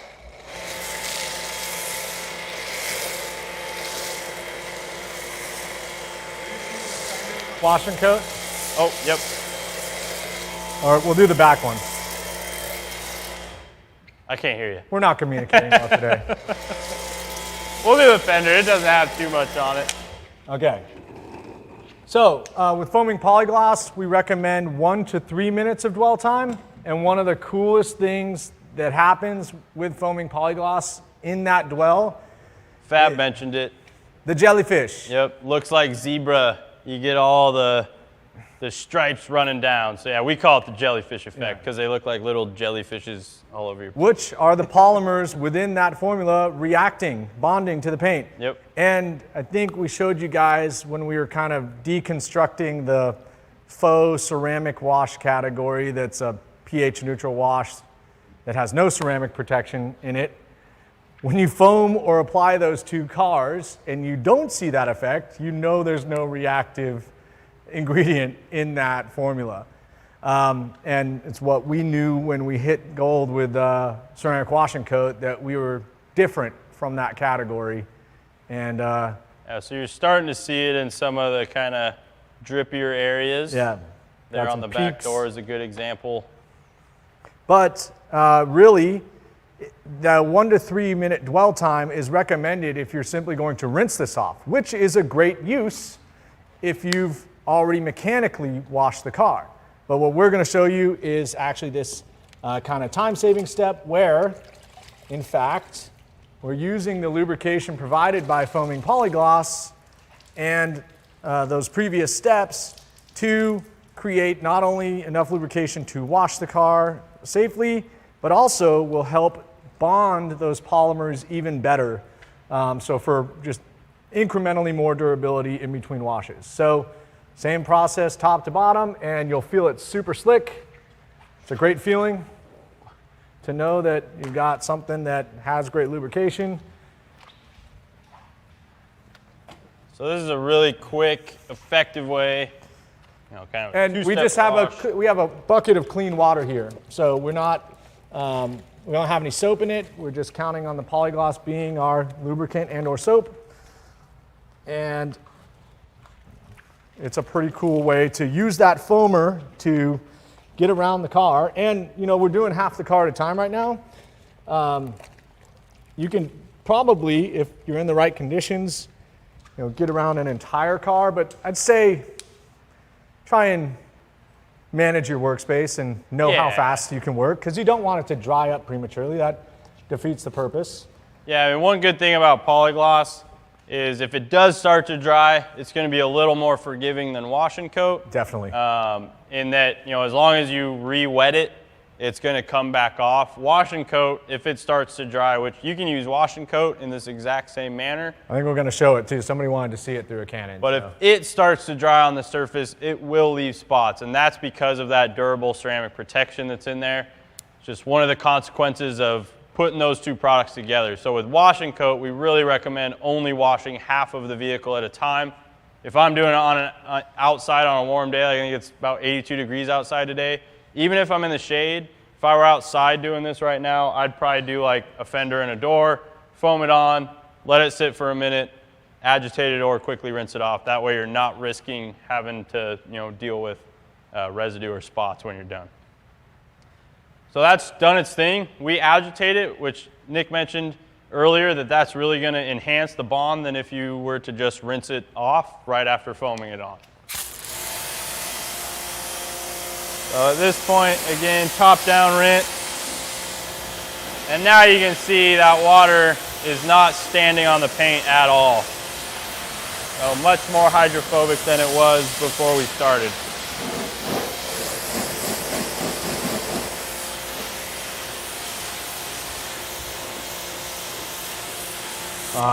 Pretty rewarding, you know, you see that happen every time. Yeah, and it's a great way to maintain whatever base coat you have on the finish. Keep in mind, if you have a ceramic coating down, you may want to use wash and coat for that process, as it's going to help, you know, preserve that crazy hydrophobicity of a ceramic. Whereas if you have a carnauba or a sealant or a ceramic, Polygloss is going to, you know, top it up as well.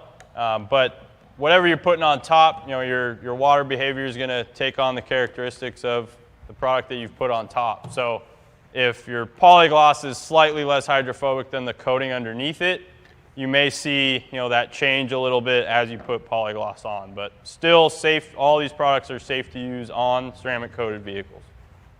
So we got dinged because we put in a new tip and apparently went straight to washing the car without checking to make sure the tip was secured.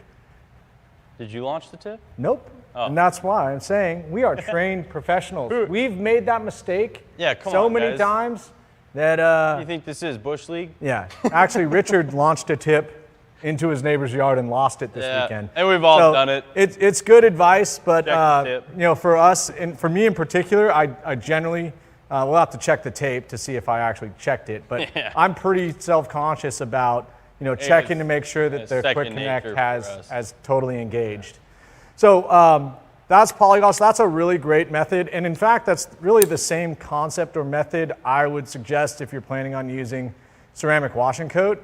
Unless your car is really lightly soiled and you just want to do a traditional bucket wash with wash and coat, which is a really great way to use it for the same reason we just explained. You know, the agitation is going to help those silane polymers and SiO2 bond that much better. But from a foaming perspective, again, this protection package is definitely amped up relative to Polygloss. And so you're going to see even thinner foam from it.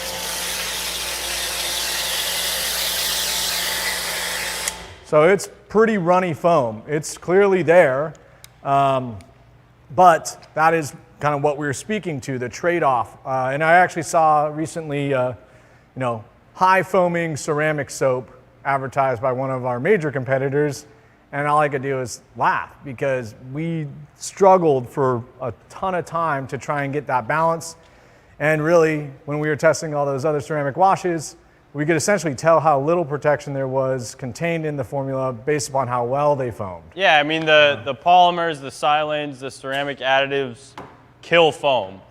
Surfactants, will not foam when those products are added to them. So like Nick said, if you have a high foaming ceramic wash, there's probably not a lot of protection built into it. Here you can see an even faster, more pronounced jellyfish effect. It reacts very quickly, which is stripes. Kind of why we spoke to the fact that you definitely don't want to allow this to dry. It's very reactive, which makes it really hydrophobic. Like, again, just the wipe, you just see the water on the paint start to break. It's a fascinating thing to watch and very rewarding as product developers that struggled to get this formula right for a while. But we also recommend, try working in, half or quarter of the car at a time with ceramic wash and coat if you're going to foam it on, because you don't want to foam the whole car, run out of time, or have it seize or dry up. Yep. Then it's a hard one to work back off from. As Jeff mentioned in the comments, that first pre-wash that we did removes all the abrasives, and then if road film is remaining, or you have a little bit of sticky dirt that's left on there, that second wash, you've already removed the abrasives. When you agitate over the Polygloss or wash and coat, that's getting off any road film or left on residue with the agitation. You're also getting the enhanced protection of agitating those protectants and helping them bond to the paint better. So make sure, check my tip there. Yeah. Tip check.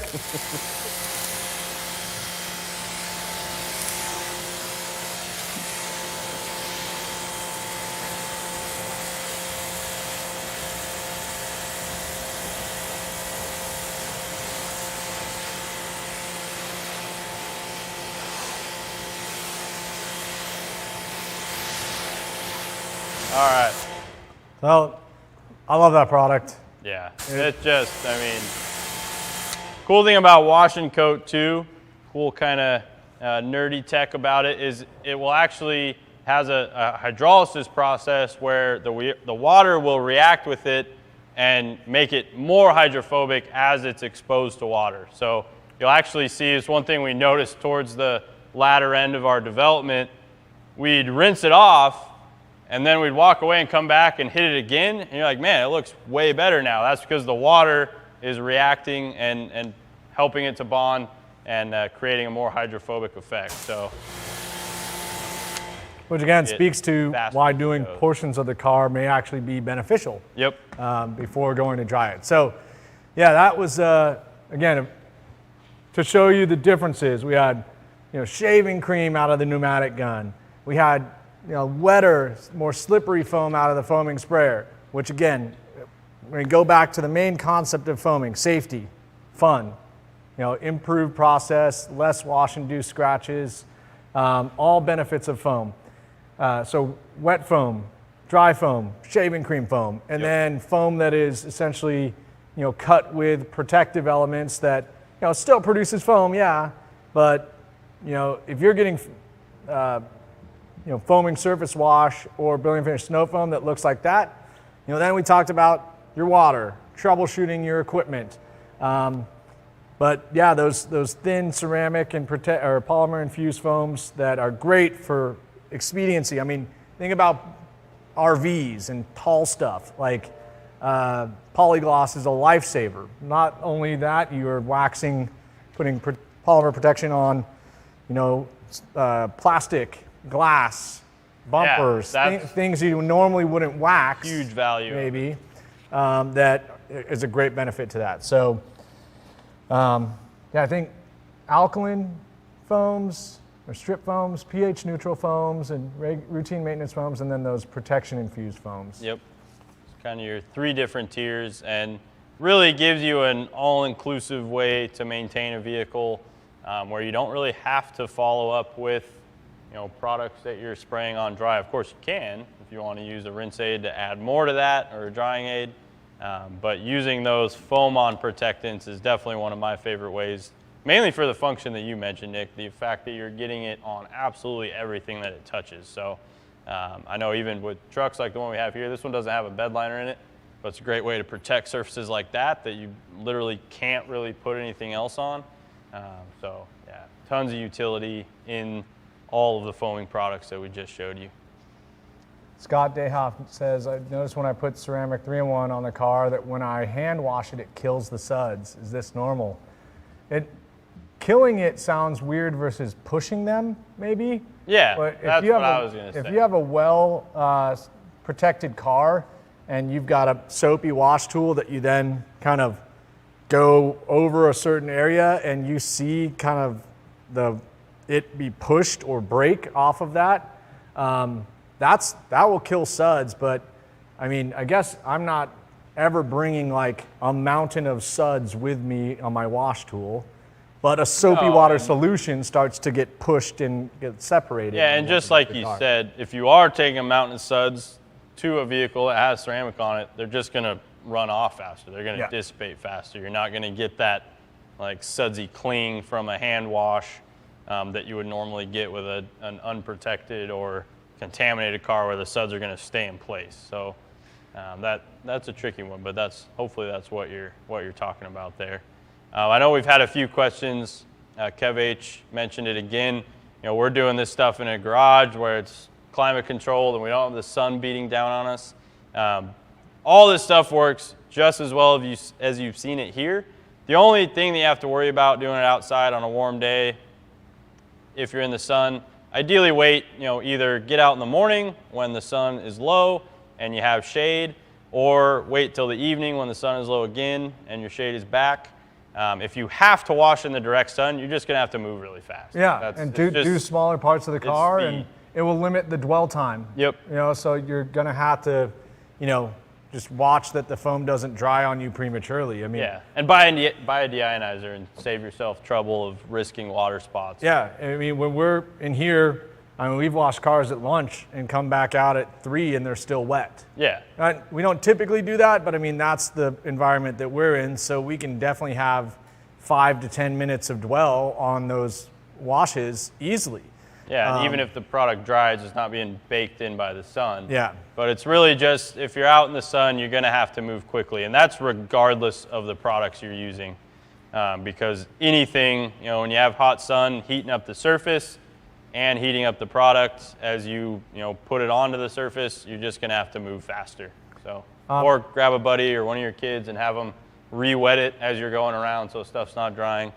Kids love foam. If you have kids and you like using foam, it's a great way to get them out in the garage for you. My son will usually come out yelling at me if he hears the pressure washer running and I haven't invited him out. He's like, Dad, I want to run the foam Canon. Yeah. My boys can't squeeze the pressure washer one, so I have to do it for them. Oh, that's going to be a big day when they can't. It'll be pretty, well, I think it'll probably be an unproductive day, but it'll be a fun one. You'll spend more money on soap when the kids are out there, that's for sure. My son just likes to get carried away covering the car. So we've got a ton of other questions. We didn't give anything away. That sucks. That's on us. We're going to have to give away all of those I think on the No Questions Left Behind. And we have a ton of questions that we did not address. Hopefully a lot of them we got tangential answers, but I think for the last time, we'll remind you that we do have a special promo going on right now. Use the code SMLCA for a free PFM drying towel, one of the best on planet Earth. With your order over $60, you got to do that at griotsgarage.com. That's a thank you from us. Yeah, that's like a $40 dry towel. Yeah. It's almost half off your order. It's worth every penny for sure, but we're definitely in the mode right now and we want you out there drying and having a great time using a PFM towel. In fact, if you're in outdoors in higher heat, this is gonna, it's a lifesaver. It's gonna make your drying process a lot quicker. Yeah, those PFM towels are literally life-changing if you've never used one before. You will love them. Ravel Ulmer, sorry, he says, talk a bit more about treating a large RV. Well, this is the best way to wash an RV. It's a great way to wash an RV. And then I'd say the only other accessory you need for that, to pair with your foaming system and a pressure washer, is a wash mop. pull. But yeah, one of our guys who actually built my parents' house, he is retired and travels all over the country in his RV and swears by Polygloss. It's all he does. So yeah, that's a great way. And you would do the same process, right? You'd want to just try and, you're washing an RV, you're probably not in a garage unless you're a really lucky guy. Yeah. But, you're foaming, rinsing, and then, ideally you can skip a step, apply Polygloss, agitate it with your wash mop stick. You're going to have to work in sections on an RV for sure, but you'll get an excellent result. Works great on boats too. Those gel coats really respond well to Polygloss for sure. And just the size of them, the spread of a foam cannon is going to make your life a lot easier. You get that black run down from the roof of the RV that's really common when they're stored and the gaskets up there degrading. Foaming surface prep will take that stuff off without even touching it. Yeah. So, reminder, if you did not hear your question answered and you're really upset with us for not giving anything away, hopefully we gave away a lot of knowledge tonight, okay, guys? Knowledge is power. Yeah, foaming is great. It's a lot of fun. It's the time of the year to go do it. We do it year round, but even so, car show season, keep good weather to go wash your cars. Get out there and have fun. Yeah, and tune in for the No Questions Left Behind. We're going to give away twice as much stuff, so don't miss it. And all right, there was one more question I think we should answer on. Yeah, hit it. Do we prefer sheeting or beating? Oh man, I'm a beating guy for sure. I think beating is a great indicator of the current strength of your protection. As protection degrades and it begins to sheet, it's still indicative of protection. However, I prefer beating because it's just a clear indicator of when I need to reapply. So that's plus it's really fun to see uniform beads on your car. And yeah, absolutely. And watch it all go it's an opinion thing, but I tend to think products that bead are normally protecting better because they're moving water off faster when you're moving as well. So protecting from rain and self-cleaning ability and things like that. Yeah, if you have a different preference, good on you. You still are probably finding something that protects your paint. Yep. The No Questions Left Behind will debut on Friday on the YouTube channel. So once again, subscribe to the channel, hit the notification bell. You'll know exactly when that starts. It is pre-recorded, so that is why we suggest if you have another question, you're watching this after it's posted and not live, put it in the comment sections below this video or submit them at social@griotsgarage.com. We'll try and answer them all on Friday. We're definitely going to give some stuff away. But yeah, it'll be on our YouTube channel on Friday. And with that, I say we got to go. Have fun in your garage, y'all. Thanks for joining us. Have fun in your garage.